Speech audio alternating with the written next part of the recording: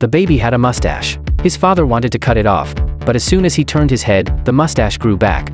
So they took the baby to the hospital. The doctor checked him over and said everything was normal.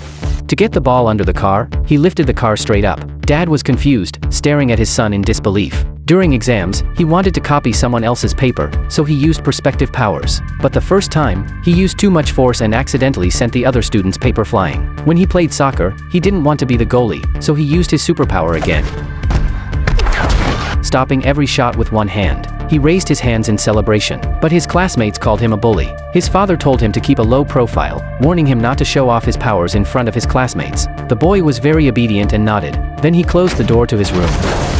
Soon it was his birthday, but nobody came to his party. His parents said, "Only if you hide your powers and act like a normal person will people play with you." The boy promised them, but as he blew out the candles, time sped up. He grew up again in the blink of an eye. Today, he was late for work. He used teleportation to appear directly in the office, making it on time.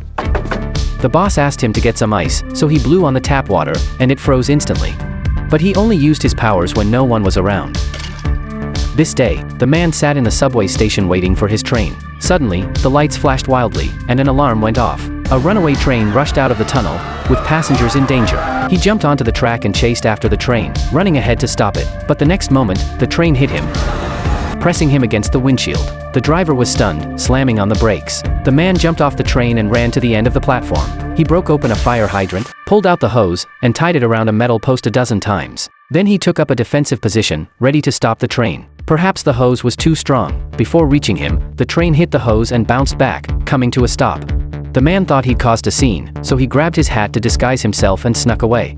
But the whole thing was caught on security cameras. The next day, his face was in the newspapers and on TV. He went back home and found a small spaceship hidden in the backyard. His mom came out, holding a silver suit she'd found in the ship, and told him to put it on. Then he went to the roof of his building, ready to save the world.